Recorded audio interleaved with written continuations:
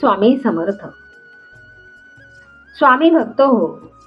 स्वामी म्हणतात, विज्ञानावर विश्वास चांगला आहे, पण जी गोष्ट विज्ञानाच्या कसोटीवर सिद्ध होत नाही ती गोष्ट खोटी आहे असं मानणं चुकीचं आहे.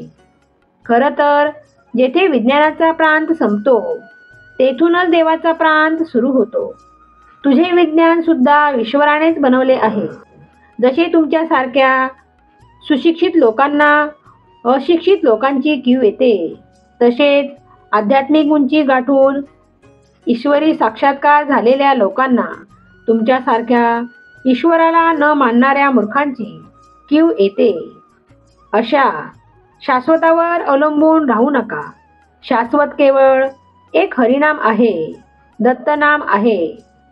आपला भार ईश्वरावर सोडून मोकळे व्हा. ईश्वर काळजी घेईल. आपल्या कर्तव्याकडे मात्र दुर्लक्ष करू नका. स्वामी भक्त हो. श्री स्वामी समर्थ मंगळ वेळ्यातून निघाले.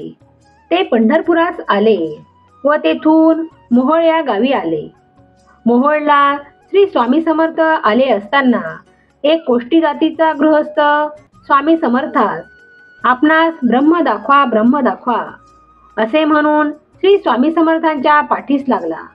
प्रत्येक वेळेस श्री स्वामी समर्थ त्याच्या बोलण्याकडे दुर्लक्ष करीत असत, परंतु तो गृहस्थ काही केल्या आपणास ब्रह्म दाखवा, ब्रह्म दाखवा याचा नाद काही सोडेना. एके दिवशी महाराज त्यास म्हणाले, चल तुला ब्रह्म दाखवतो. असे म्हणून मोहोळ येथील श्री नागनाथचे देवालय आहे. तेथे श्री स्वामी समर्थ त्या कोष्टी गृहस्थाकडे पाहत म्हणाले, हे बघ ब्रह्म. असे महाराज म्हणतात. त्या गृहस्थाच्या चोहोबाजूस सर्पच सर्प दिसू लागले. कोष्टी घाबरून गेला व भीतीने तो वेडा झाला. तेव्हापासून बरेच दिवस तो गावात वेड्यासारखा फिरत असे. नंतर गावकऱ्यांनी श्री स्वामी समर्थांची प्रार्थना करून कोष्ट्यास पूर्वस्थितीवर आणले. नंतर तो कोष्टी शांतपणे गावात बसून राहिला. श्री स्वामी समर्थांनी अक्कलकोट गावी आल्यावर जर प्रथम सेवा कोणाकडून घेतली असेल तर ती चोळप्पा यांच्याकडूनच. 3 दिवसाच्या निरशनानंतर प्रथम अन्न भक्षण केले असेल तर ते चोळप्पा यांच्याकडेच. एवढी मोठी गुरुकृपा महाराजांची चोळप्पावर होती. एकदा चोळप्पाच्या घरी हरभरे भरडून त्याची डाळ करून रांजणात भरून ठेवली होती. लवकरच येणाऱ्या सणासाठी पुरणपोळी करायची होती. जे रांजण स्वयंपाक खोलीत ठेवले होते. घरामध्ये कोणी नसताना स्वयंपाकघरातील डाळ सुपामध्ये काढून चोळप्पाच्या गाईच्या गोठ्यात जाऊन महाराजांनी त्या गाईला ती डाळ खाऊ घालण्यास सुरुवात केली. त्यामुळे रांजणातील सर्व डाळ संपली. पण शेवटी डाळ घेऊन जात असताना चोळप्पाच्या पत्नीने महाराजांच्या हातातून सूप हिसकावून घेतले व महाराजांकडे पाहत म्हणाली, हे काय करता महाराज? महाराज म्हणाले, माझी कपिला गाय उपाशी आहे म्हणून खाऊ घालत आहे. नंतर चोळप्पाच्या पत्नीने महाराजांना जेवणासाठी ताट भरून दिले. ते भरलेले ताटही महाराजांनी त्या गायीस खाऊ घातले आणि म्हणाले की आता माझे पोट भरले आहे. चोळप्पा फारच दरिद्री व कर्जबाजारी होता. एके दिवशी चोळप्पाच्या पत्नीने पैशाची व्यवस्था करा असे म्हणू लागली व ती स्वयंपाकाची व्यवस्था करण्यासाठी अंगणातील तोडलेली लाकडे घेण्यासाठी गेली. लाकडे गोळा करीत असताना त्याखाली असलेल्या मोठ्या विंचूने तिच्या उजव्या हाताला डंक मारला. त्यामुळे चोळप्पाच्या पत्नीला वेदना होऊ लागल्या. ती सारखी हात झटकत होती व रडत होती. तिचे रडणे ऐकून चोळप्पा तिच्या जवळ आला. चौकशी करताच त्याच्या पत्नीस विंचू चावल्याचे कळाले. सारखा महाराजांचा ती धावा करू लागली. महाराज मला वाचवा, मला वाचवा असे म्हणू लागली. त्यावेळी महाराज तेथे पलंगावर निजले होते. त्यांनी ताबडतोब चोळप्पाच्या हातात आपल्या वाहना काढून दिल्या व वाहनांमध्ये विंचू चावलेला हात घालावयास सांगितले. तिने तसे केल्याबरोबर हाताचा ठणका ताबडतोब निघून गेला. तेव्हा तिला बरे वाटू लागले. त्यामुळे चोळप्पाच्या पत्नीस महाराज खरं दिव्य पुरुष आहेत असे वाटू लागले.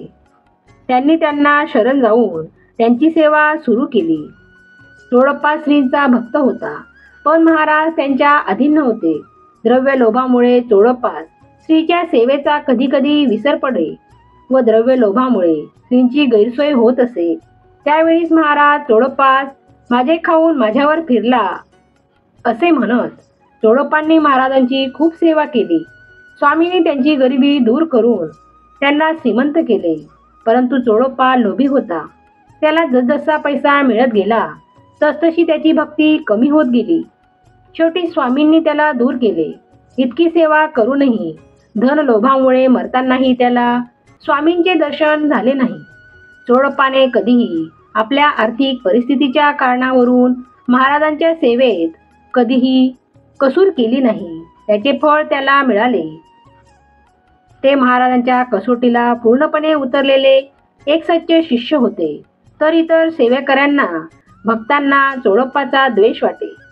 चोळप्पावर महाराजांची विशेष कृपेमुळे त्यांचा द्वेष करण्याचीच वृत्ती बळावत चालली होती. अशा द्वेष करणाऱ्या भक्तांना महाराजांनी धडा शिकवला. एके दिवशी चोळप्पाच्या घरी भक्तांची गर्दी फार वाढली.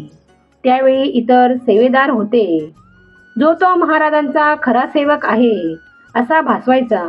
म्हणून महाराज एकदम उठले व बाहेर पडले.